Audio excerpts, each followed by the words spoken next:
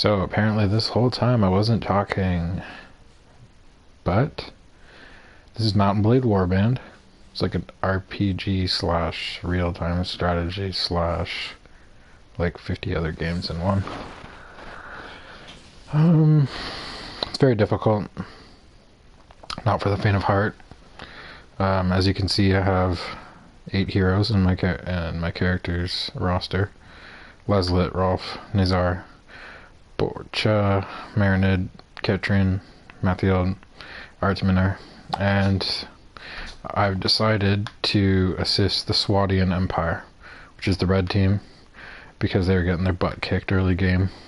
And I figured it'd be more fun to join the losing side. So basically in the beginning of the game, I started out as a merchant because it's good to have a good buffer to work with when you start playing the game. Lots of money, because it costs a lot to raise an army and keep it going. It also helps to have good friendships in case you run into a king of another nation, because they have like 400 units in their armies for the most part. So it's good to be able to ask them for a favor to like not kill the shit out of you. Because it can happen quite a lot. Especially when you're at war with that country.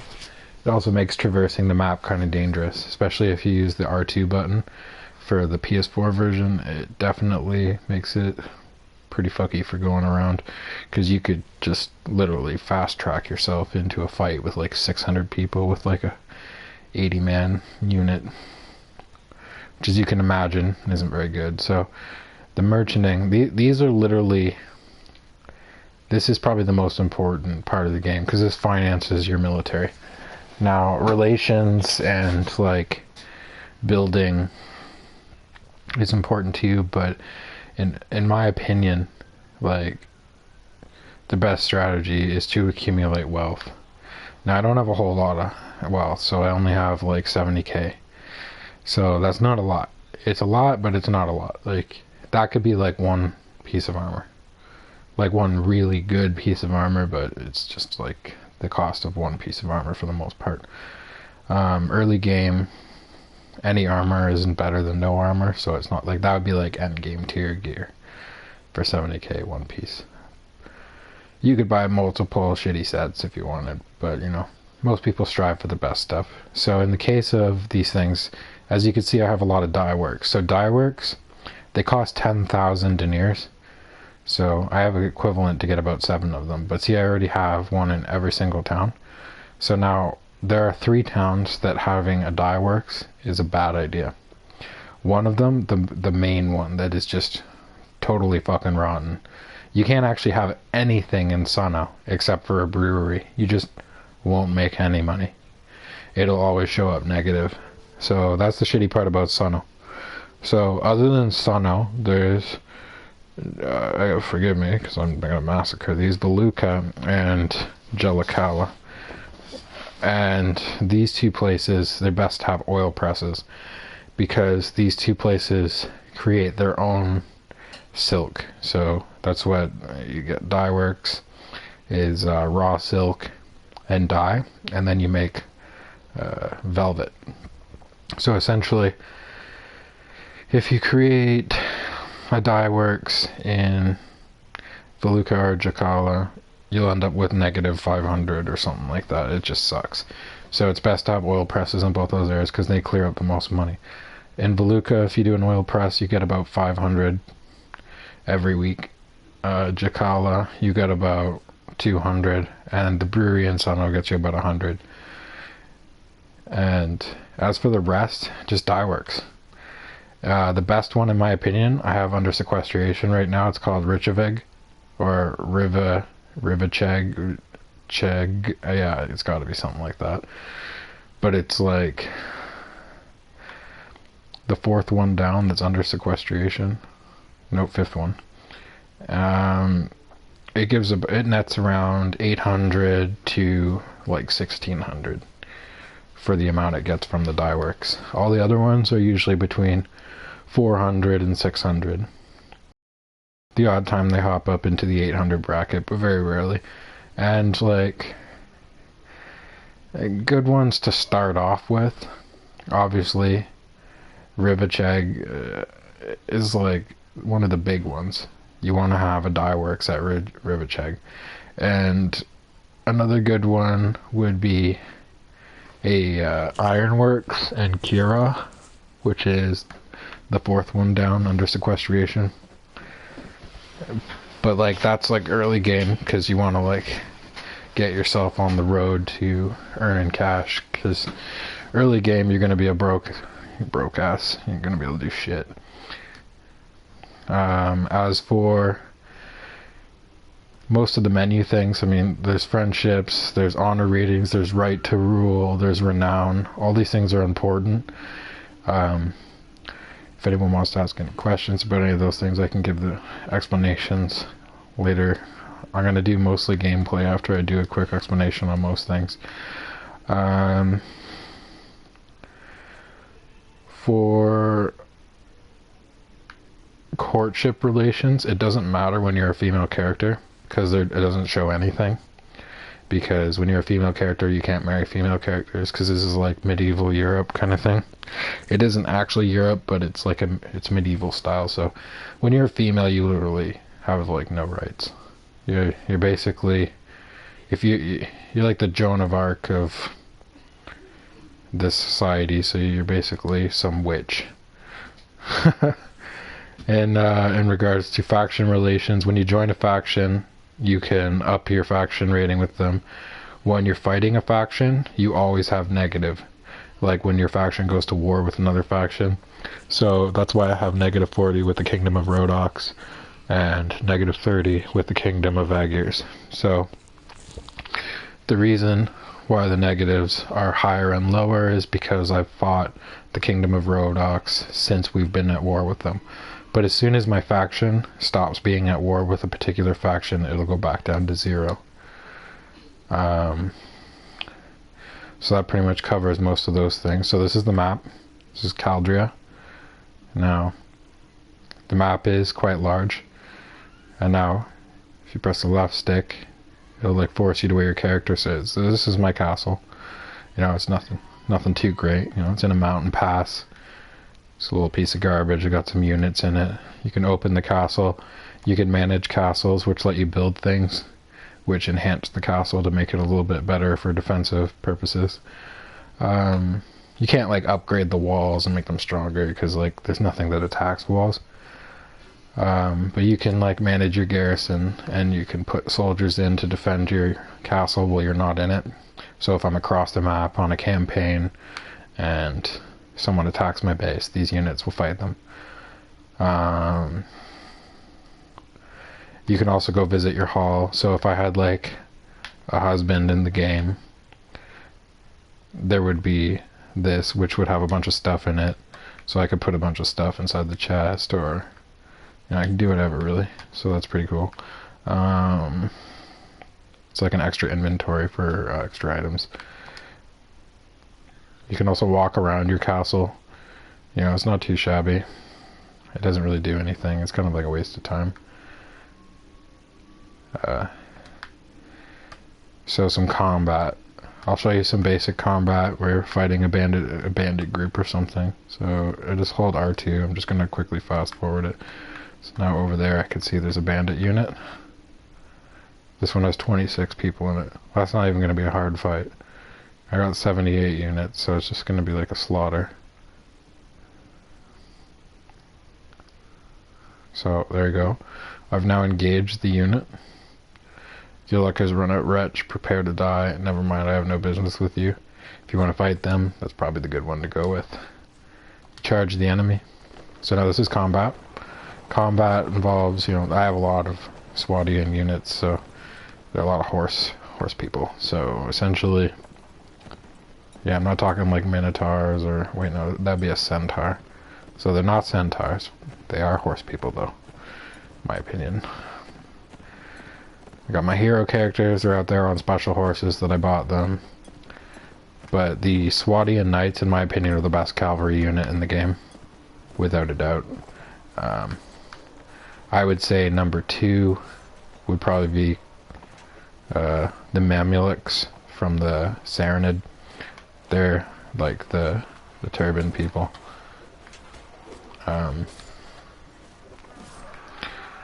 That's because they have blunt weapons, and they're really good for taking prisoners, because most of them have a blunt weapon. So if you have like a unit of like 100 of those people, you can usually get about 80 of them that have blunt weapons. But if you pick Swadian Knights and you want to take prisoners, if you go use blunt weapons, they will literally all just stop dead in their tracks and do nothing. So you got like 100 units that can't make prisoners. They just can't do it. Like, I'd be lucky. Yeah, nope, see, everything's killed. Nothing's alive. So, another important thing is having food in your inventory is a must, especially if you have a huge unit. Because if you have a big unit and no food in your inventory and no variety, your army's morale is going to go down. And that'll cause people to desert. It'll also cause people to literally just run away in combat. You'll be fighting. It may look like you're going to win, and then half your army decides, well, you know what? Fuck it. I got low morale. I'm going to just leave the battlefield because one of us died. And that fucking sucks. So, that was basic combat. That was... I don't even think I participated. I'm sitting here with a beer in my hand. So much for combat. I think I just like wandered in there. So if someone attacked my town, now knowing my luck, it is going to be like a clusterfuck of enemies, and I'm gonna go like, no, it's just Count Talabar. He ain't shit.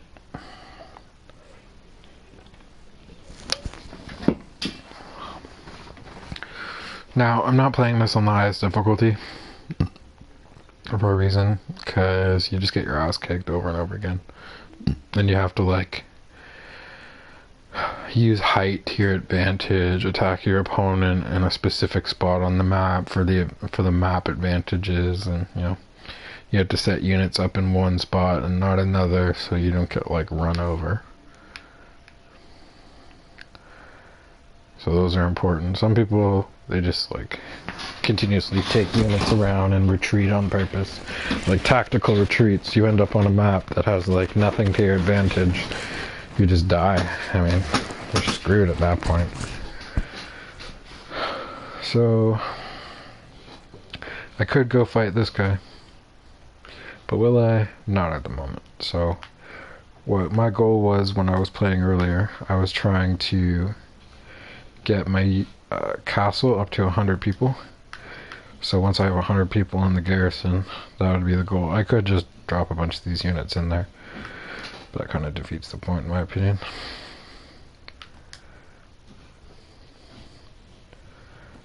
So I'm going to upgrade one of them to a Swadian Knight. So I want to be able to have a full unit for my army and 100 people in my castle as kind of like a reserve. And then after that, I'm gonna go out and fight some more shit. So at this point in the game, I've been a merchant so long that the kings and queens of the nations hate every single lord that they have. So like all of them hate each other. Everyone in the entire Caldria hates each other. So there's like literally nobody. Absolutely nobody gives a fuck about anybody. So when you join a faction at this point,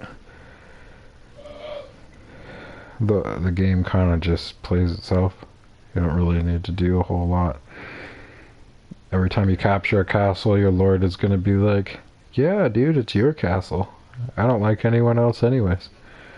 Pretty much along those lines. So in regards to camping, you can take actions. So you can select books to read if you have them. You can buy them from book merchants in towns. You can recruit prisoners to your party. So if you have prisoners and the ability to have prisoners, then you can recruit them into your army. You can retire from adventuring, but who does that really? That's like quitting the game. And then going back to the camp, you can wait, which is just fast forwarding time, which is kind of garbage.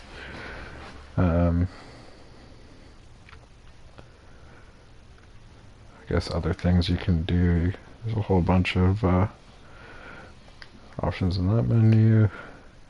You can look at the game log at any time through that part of the menu, which just tells you things that have happened or things that happened in combat, so on and so forth. Recent messages. Oh, that's the one for combat. This one's for like the actual game log. So which village got attacked, when it got attacked, that sort of thing.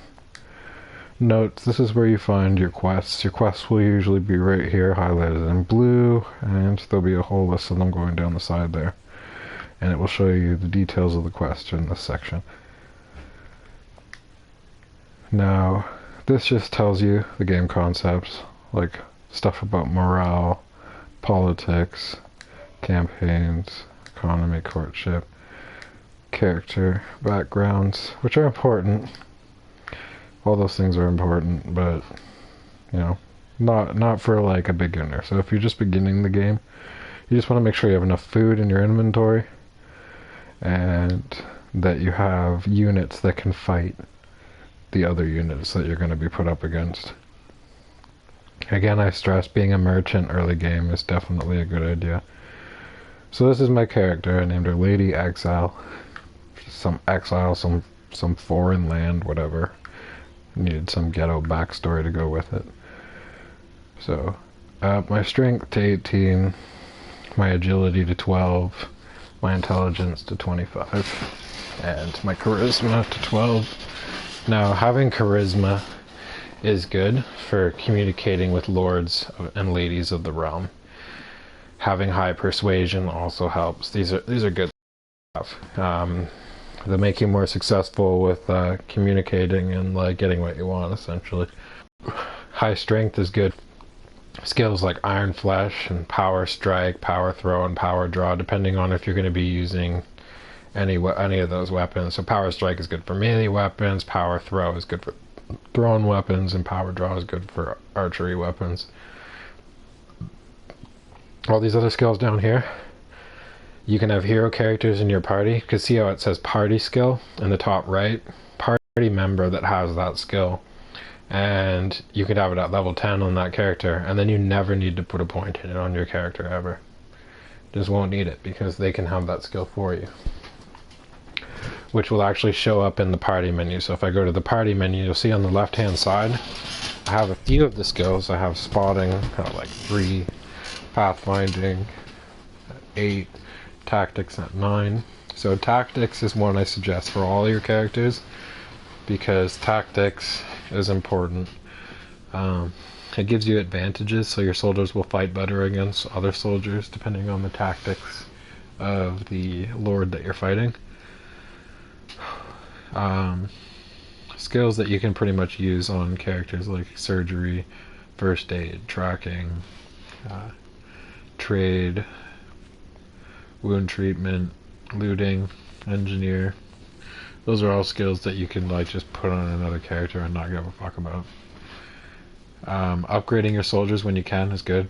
The reason why I don't, because if I upgrade them sooner than later, they actually level up slower. So there's a little trick. I could level all 10 of these footmen into man-at-arms, which would make them more powerful units.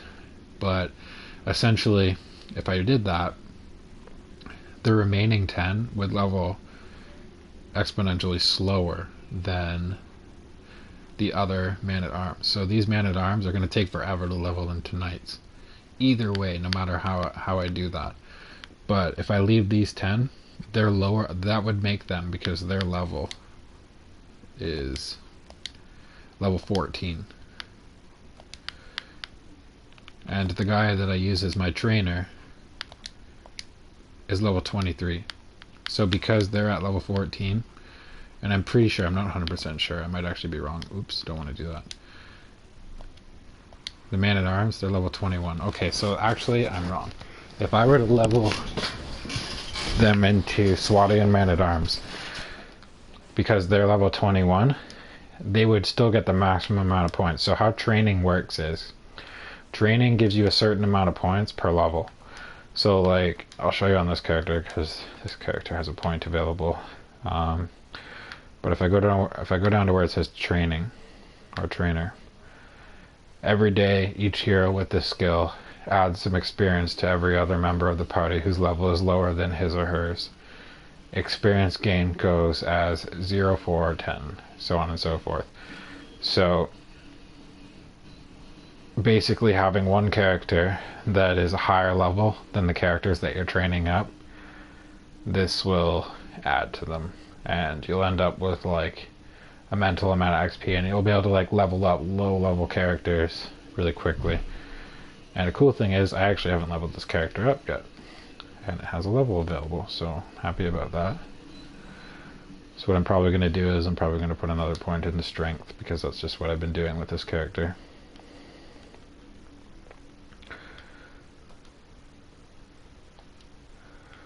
Now, I could either save these points or use them now. I'm probably going to use them now just because. So it's something a lot of people don't think about. You can save points for like later points in the game, leveling characters, which gives you an advantage or a disadvantage depending on how you perceive things. Your heroes can't die, and neither can you. So I'm going to go to Praveen, which is the capital of my faction. If you press left stick while in the travel mode, the cursor will follow your character.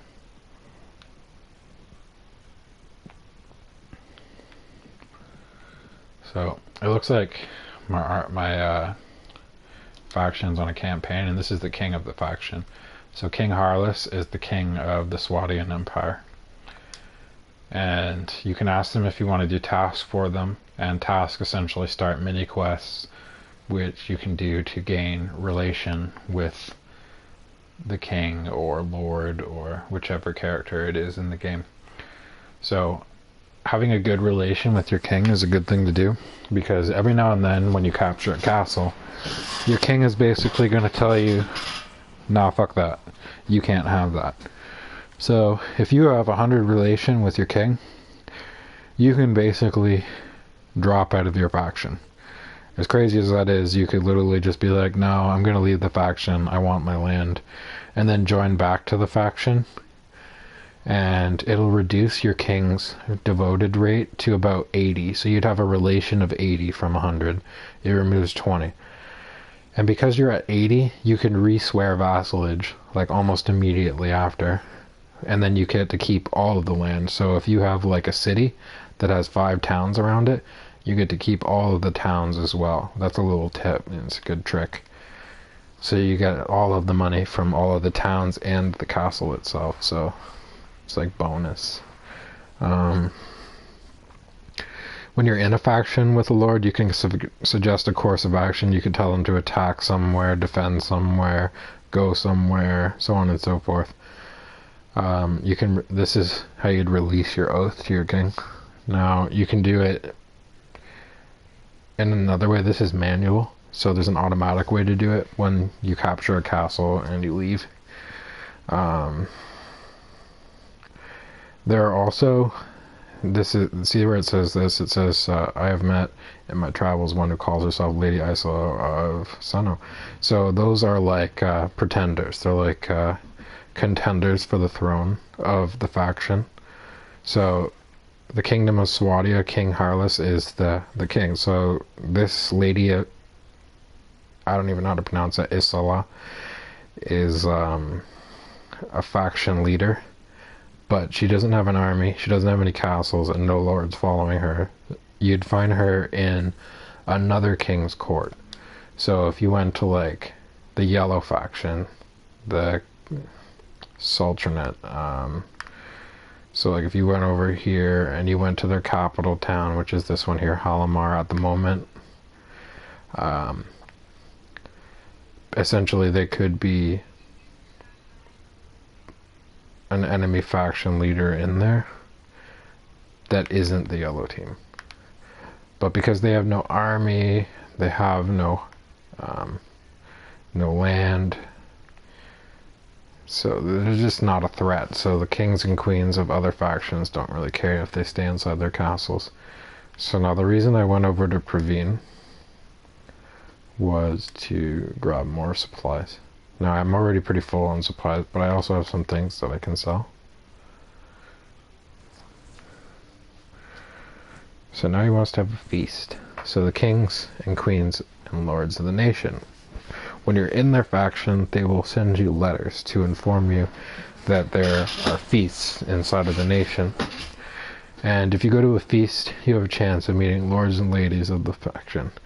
And because the king himself is starting this feast, and because you're in his faction, so if I went to this feast and talked to the king at the feast, the king would gain relations. So it would increase your relationship with that king or lord or lady that started said feast.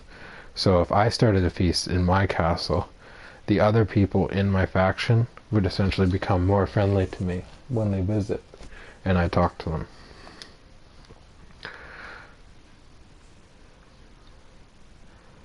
So I just fast forwarded there a little bit, and if we go to the marketplace, various weapons. End game, there's going to be good stuff, bad stuff, all sorts. Then there's the armor. Same thing, there's good stuff, bad stuff. You know, you could spend the whole game looking for really awesome gear and never find it. Because it's RNG. So all of the armor is RNG. All of the arms are RNG. The horses are RNG. And I mean, it could be a bit of a pain in the ass, really. I mean, it took me, I don't know, like, I had to go through all of the towns for like an hour and a half to find the best plate armor in the game. So this armor, as you can see, sells for 19k. If I sold this to the market right now, I'd get 19k for it. Because the market only has 10k, it wouldn't happen that way, but this is essentially the best armor in the game, in my opinion. I can't imagine anything better than this. This is like the highest rating, the lordly plate armor. Now, this is the second best helmet in the game. The reinforced winged great helmet. The best one would be the lordly winged great helmet. And the boots, these are the best boots again. They're 39 armor. They're the lordly iron greaves. And the best gauntlets in the game because of the rating 13. So they all have like the highest armor rating. This horse down here is called the Champion Courser. It is the fastest horse in the game. 54 speed is the fastest you can get a horse. Now, is it the best horse? No. It really depends. Like, there are much better horses, in my opinion, if you're trying to get an armored horse, or a horse that has high health, or one that has really high maneuverability. But the Champion Courser is the fastest horse in the game, which gives you the advantage of being the first person on site during combat scenarios.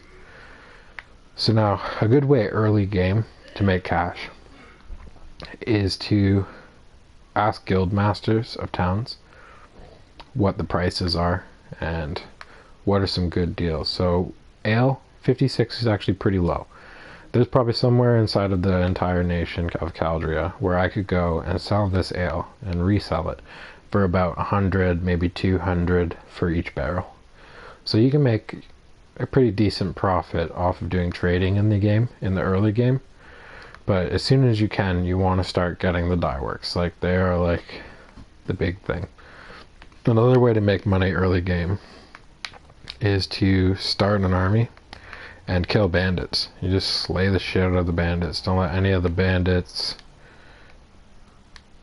do anything. You just kill them all. Remember, this is your world. You play it how you want to. Not a lot of people want to become a merchant. It's time consuming running around, making friends with all the lords so you can actually build inside of their villages. So now, I would say that another really good horse, if I could find a champion charger, I feel like chargers are probably one of the better horses in the game.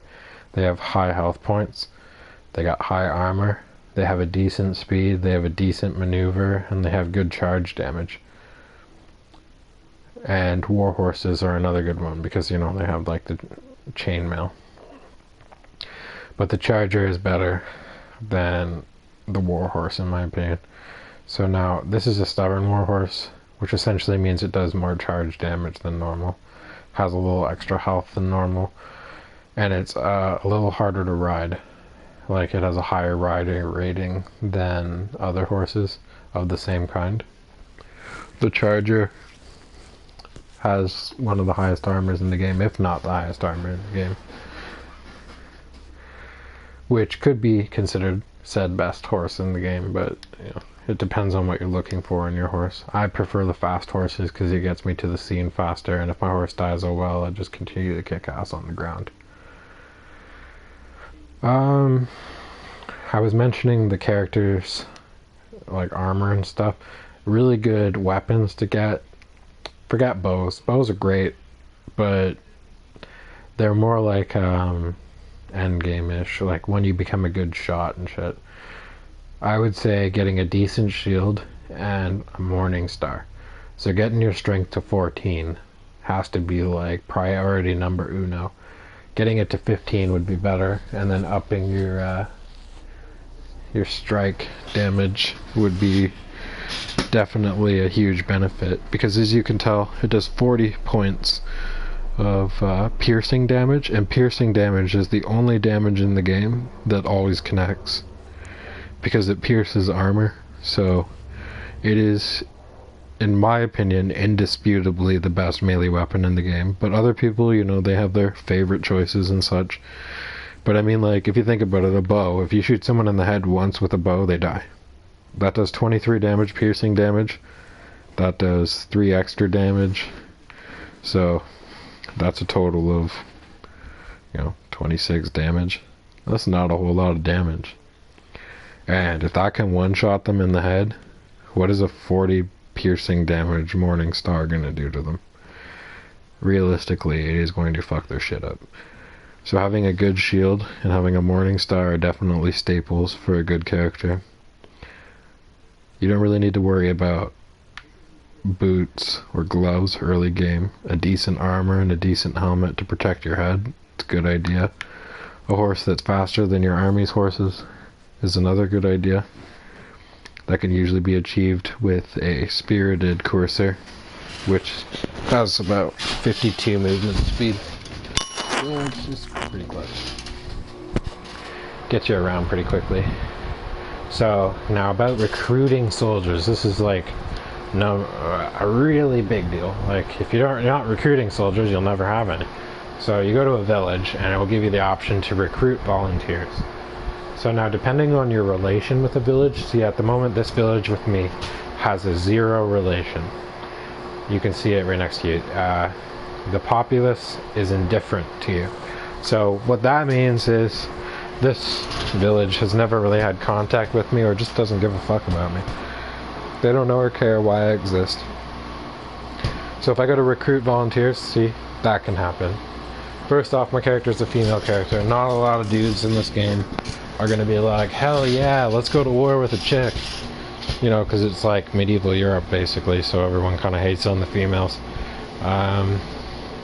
Hell, it actually takes forever to get married in this game as a female, because you have to propose to men, and you can imagine how that goes.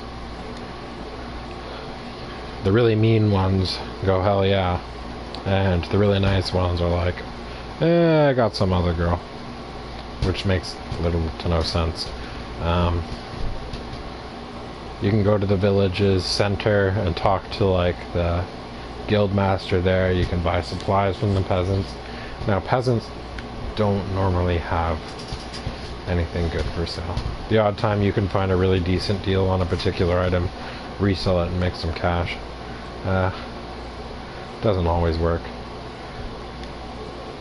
Now, in some cases, if your relations are really high with the village, like I'd say 20 plus, you have the chance of recruiting soldiers that are actually already upgraded. So, let's say, for an example, I think this one right here is 20 with me. Okay, so they have 17, so it's not likely it's going to happen. But if I go to recruit volunteers, okay, Swati and Milita.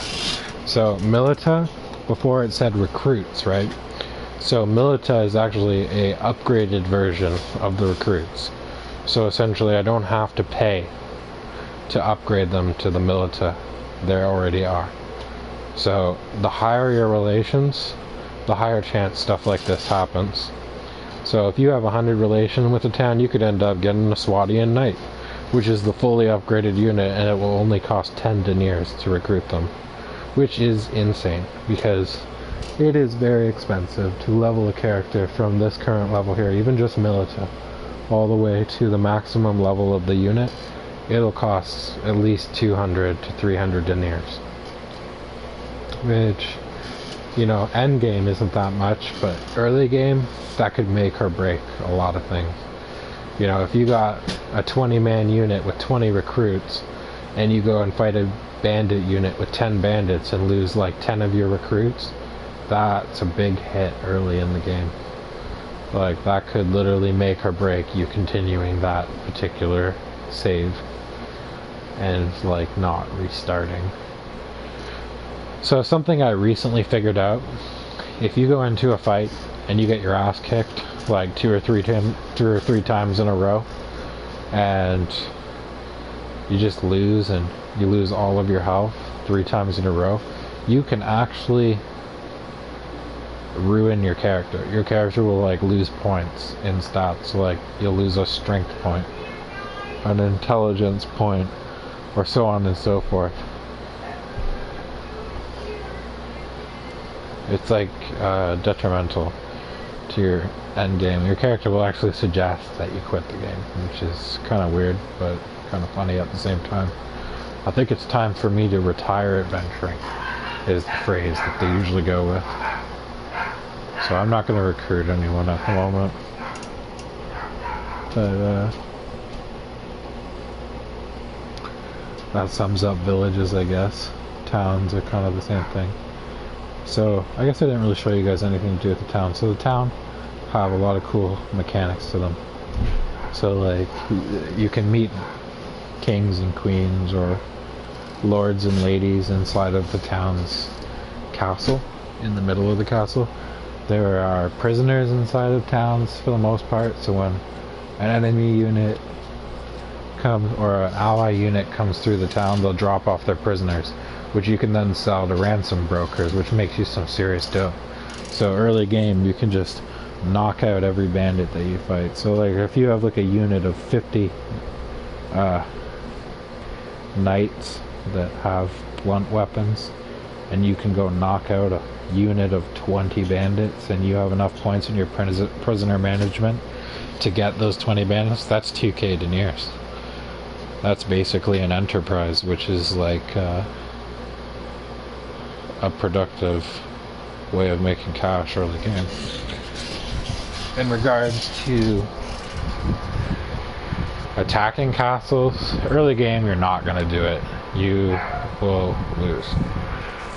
Even on the easiest difficulty, with a 50-man unit attacking a castle that has 500 people in it, you're going to get your skull fucked. It's just the reality of the situation.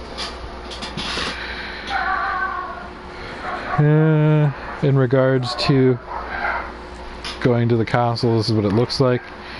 Usually, if you're in the capital's castle of your faction, there'll be a bunch of ladies from there'll be like the wives of various lords in the game. Sometimes you'll bump into the king, like I just did.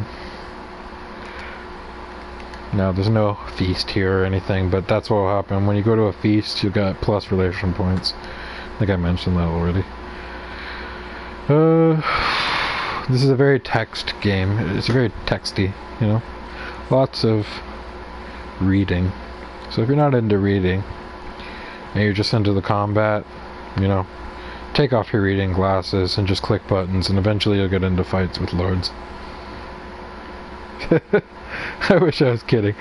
I'll tell you, if you text the wrong dialogue, you just end up in fights with all sorts of people.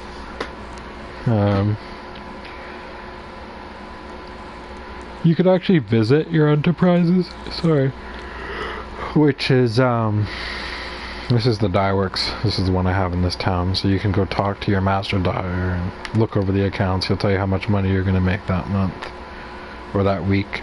You can check the inventory. So you can tell him to like store your items so you can sell them on your own or such and such. You can tell him to quit providing the items and can make another enterprise in the same town. You can go to a tavern. Now taverns can have random soldiers that you can hire to fight in your armies. They have ransom brokers that you can sell captured units to. They have the tavern person. So I'm gonna buy everyone in the town a glass of wine or whatever. That'll give me 1+ relation with the town, and at the cost of 1,000 deniers. Now endgame again, not a whole lot, not a big deal. Now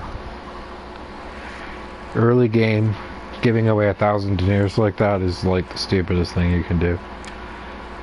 Unless you're negative with a town, and even then it's not a really big deal. The worst thing that will happen to you in a town that you're negative with, they either won't let you into the town, or you'll just get attacked by bandits a lot upon entry into the town.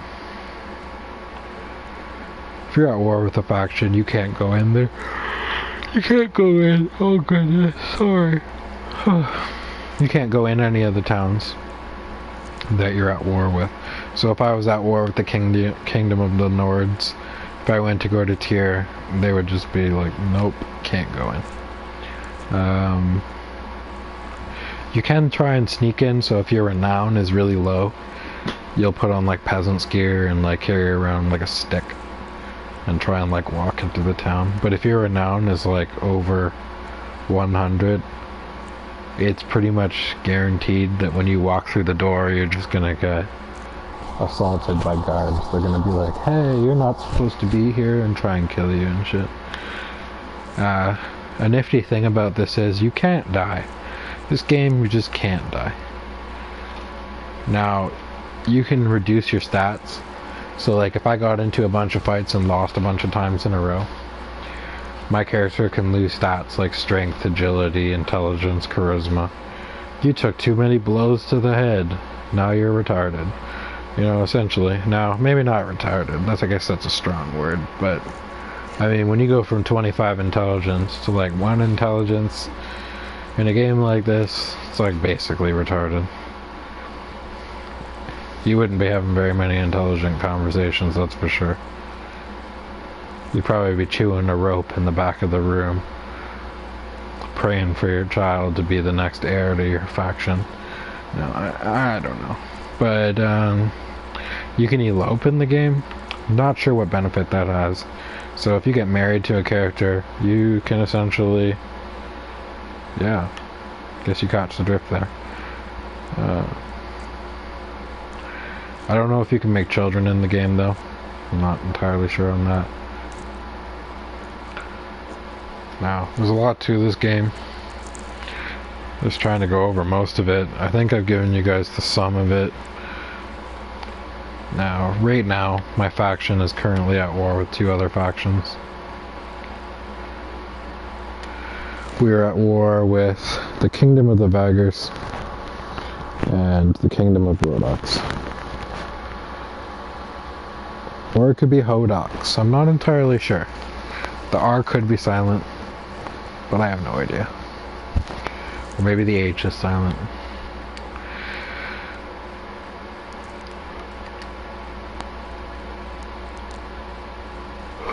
So this game can vary in how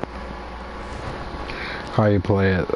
You could play it as a merchant, you could play it as a warlord, you could play it as like the bandit slayer, you can play it as a delinquent, you can play it as a village raider, you can play it as a slave trader, you can play it as, there's so many different things you could do.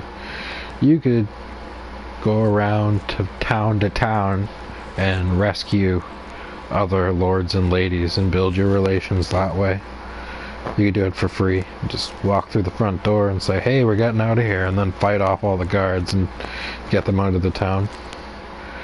That can be dangerous, because if you get caught, so if you die, well, not die, but if you get knocked out while doing that, they capture you and stick you inside of the dungeon. And then you have to, like, wait a predetermined RNG amount of time between when you attempted and got captured and whenever someone bails you out. And now, no one will probably bail you out, so you especially early game, you're just gonna have to wait. That can take quite a while before they let you out. Could be like 5 or 6 days game time of like getting carted around the map in a random lord's inventory as their prisoner, which sucks ass. It definitely is very deterring for continuing to play the game. Now, there's a lot of that in this game. Shit that just makes you want to quit it. You know, you play it for a half an hour and then you're sitting there like, why did I buy this game? Then there are other times where you capture 3 castles in a row and you're like, this is the greatest game ever, and you go to tell your mom about the castle you captured and she said, do you have a job yet? And then you go, no, and she goes, I don't give a fuck then. Yeah, it can vary, really. Or you tell your best friend at school, hey man, I captured Uxol last night, and he's like, hey man, I got to wave 100 in zombies, and you're like, you're a cheater though. I bet you were out of the map. So, you know, it varies. There's so many different ways to play the game. You could even play the game completely passively. Now, that's very difficult to do. Yeah, and I wouldn't advise it either. So, I mean, you could just knock people out. I mean, you don't have to kill a single person through the entire game. Now, again, I would not advise it. If you decide to knock people out and not play the game to kill people, you might want to play on the easiest difficulty and pick a lot of units that have melee weapons that are blunt weapons. I strongly advise against it though. For units in the game, the Swadian Empire, which is the orangish red team, they are most definitely the best cavalry units. The Kingdom of the Nord, which is the bright blue there, they have the Nord Huscarls. They are essentially the best ground unit, infantry unit in the entire game. They're just ridiculously OP. They have really high stats. The Kingdom of Vaggers, I literally know nothing about them. I know they have the Vagger Knight, which is basically a cavalry unit that has like a huge halberd. So they just like ask you a question with their axe. They ask you how you are. I know these puns though. So essentially they're garbage. I literally don't know a unit they have that I would want in my army. Now, the dark blue here, or purple, or blue, whatever you want to call it, they are the Kajurt. They're garbage, in my opinion. They have horse archers, which are pretty nifty, I guess. If you had enough of them, they could be pretty effective because they're essentially mobile archers. And that has its advantages and its disadvantages because they're just prancing around the map for a half an hour. If you don't have a lot of them, they run out of arrows, and then you end up being fucked. Now, the yellow team down here, they are the Sultanate. They are like... They have a really decent unit that is good for like blunt weapons. They have a decent cavalry unit. Their best unit, in my opinion, is the cavalry unit, the Mameluks. I have a few of them in my town. They're just a decent overall unit. They're not the best by any means, but they're not the worst. It's a solid, armored up unit. Kingdom of Rhodox, which is the green team here, they have a pretty good infantry unit, also kind of like the Kingdom of the Nords. It's not as good as the Kingdom of the Nords one in my opinion, but it's pretty strong. It gets the job done. It lays a beating. But I'd say in comparison, it would get a 7 out of 10 in comparison to the Nords and Nordhuskarls. Now, good places to start in the game for food wise. If you start out in the Nord area, there's going to be a lot of cheap fish. Fish is very cheap up in the Nord section of the map. If you're in the middle section of the map to the low section of the map, it's going to be more grain, breads and stuff. So that's good as well.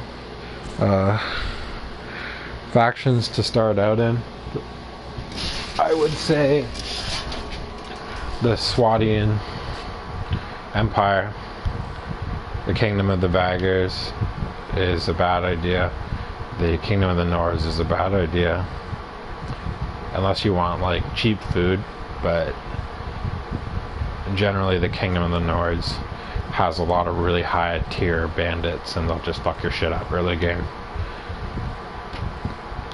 The Kingdom of Rhodox, their area, which is Yelin, Jakella, and Veluca, they have really shitty, weak archer bandits, which aren't that hard to deal with. The yellow team, the Serenid, Sultanate, they have these bandits that ride around on horses. They are not hard to kill. The horses aren't hard to kill, but the fact that they're on horses just fucking sucks. Especially early game when you don't have access to horses or units with horses. It's very easy to lose hope.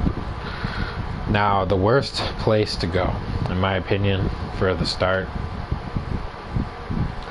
would be the Kingdom of the Vaggers, the Kingdom of the Nords, and the Khajiit Khanate. They just overall have the worst fucking bandits. So anywhere south of those areas, so the Kingdom of Swadia, Kingdom of Rhodox, and sometimes the Sultanate, they're not bad places to start out. If I would have to give one my number one, I would say the Kingdom of Swadia. Now, again, I stress, become a merchant. Just do it. So I'm going to start playing the game because I've spent a lot of time explaining the game for the sake of this being a video later and people actually watching it. Probably not. So what I was doing is I was going around and building up units. So this village doesn't have any units that I can recruit. So then I go over to another unit. So pressing R2 can fast forward time and let you get from one point to another very quickly. You run the risk of running into other units that can be dangerous. So let's grab those 2 milita. Having a, I guess I said this earlier, but having a higher relationship with the town will increase the chances of getting higher level units. There we go, recruit volunteers. Oh, look at that, bandits attacked me. So, gonna pull out my mace. Oops.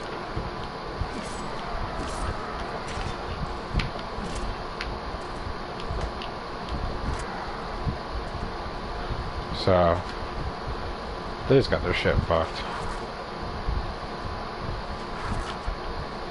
Headshot. Headshot. That's how we kill a bunch of bandits really quickly. Now, depending on your relation with the town, will depend on how often bandits just randomly attack you. That was actually really weird. I've never had so many bandits attack me in a village that had a plus rating. This town has a +3. So, how a town or a village is related to you depends on 5 intervals. So, The first one is 5, the second one is 10. I think actually it changes after that to 10. So it goes 5, 10, 20, 30, 40, 50, so on and so forth, all the way up to 100. How each of them has like different levels of soldiers that you can get and different ratings.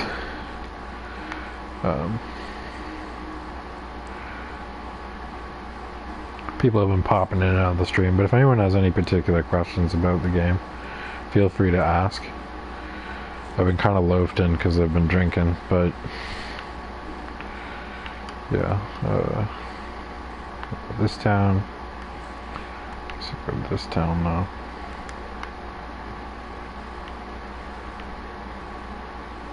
Fast forward time. Recruit villagers.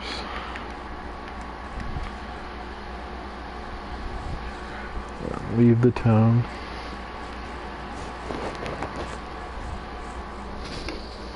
Is my beer done? Though? There it is.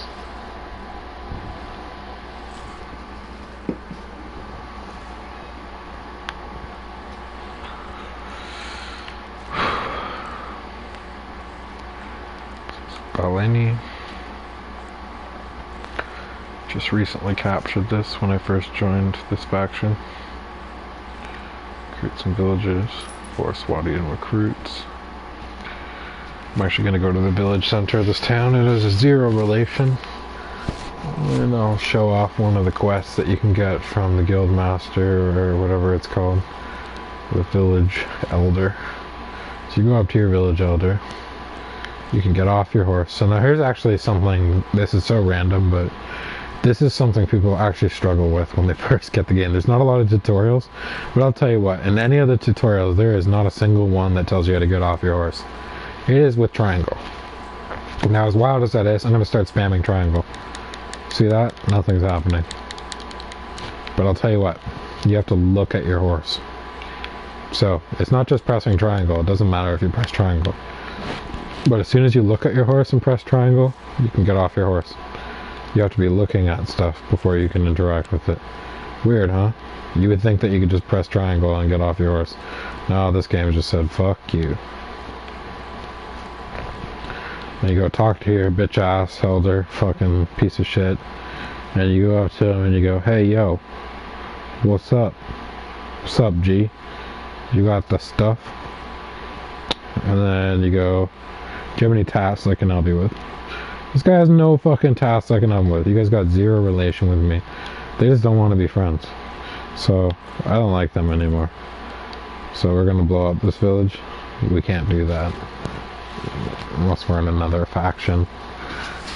So, kind of sucks. Oh well. Moving on. Next village. Oh, I think I was here before. The town of Jism. Yeah, you heard me right. You can read too, so. This town is called Jism. The town of Jizz. Who thought of that name when they were developing this game? I really could not tell you. He might have been on drugs. Or he might have really liked Jism. Whatever the reason. Gotta tell him. Quite strange. I can't think of anything else to really explain about the game. I showed you guys brief combat. Told you guys most of the stuff. Gosh, I can't even imagine what else there is to tell. Lord's Relations. Oh yeah, there's random gen maps. So every map is randomly generated. No matter where you are on the map, it's randomly generated. So there is a cool thing though. So like if, let's say I'm near a forest, so if I got into a scrap in this forest here, I could end up in a forest map. But let's say I got into a scrap in the middle of this field, I'll end up on a randomly generated field map. Let's say I get into a scrap on the edge of this mountain, like right there, I could end up on a mountain map. Well, I most likely land up on a mountain map when next to a mountain. Or it could just be a really hilly map. But there are some randomly generated maps that are just totally shit. And when I say totally shit, I mean like spawns you on the side of a sheer cliff and every single one of your units hops off their horse and tries to walk down. It takes your cavalry and turns them into infantry in like no time flat and can literally lose you a battle. Sometimes those battles are just better than retreat. No. So that's more of a strategic retreat. That's if you're like playing on a higher difficulty.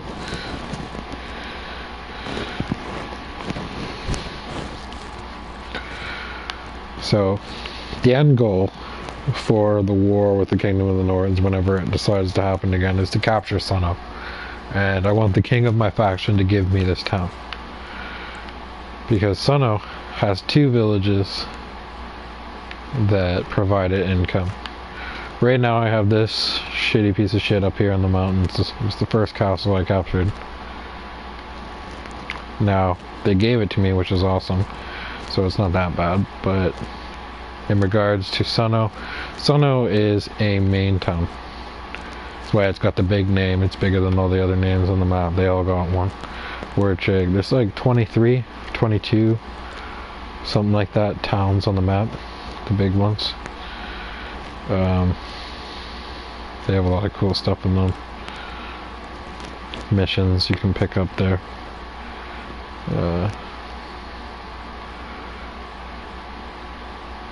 Shit, I can't think of anything else to tell you guys about. But I will be hopping on a little bit more later to answer questions and to do a little bit more playthrough. Because pretty much I've just talked this entire time. And there's literally been fuck all for combat. But I feel like being more informative is going to be helpful for people deciding if they want to buy the game. Now, would I suggest this as a buy if your favorite game was Age of Empires? Not necessarily. Would I suggest this as a game for your roster list if your best game, favorite game was StarCraft? Yeah, no, not really. Would I suggest this game to be the game that you purchase if your favorite game was Call of Duty? Yeah, you need to stop playing Call of Duty and play this game. Call of Duty is deteriorated. Do yourself a favor. I'm kidding, I don't really care. But seriously, it's a good game. It takes a lot of time. You're gonna have to watch a lot of tutorials, and pretty much everything I've told you about the game is just, you know, the tip of the iceberg. So, I mean, when I get back on later, I'll have more to say about the game, and more reasons why you should buy it. And I mean, it's just so much gameplay. You could play this game for hours and literally have no progress. Fuck. It's kind of defeating that way at times. You know, you sign in for the first time in 3 days, capture a castle, and you're like, fuck yeah, that's the greatest thing ever. There are other times where you sign in and you literally just wander the map for like 2 hours straight and get no progress. None of your lords or ladies in your faction decide they want to attack anything.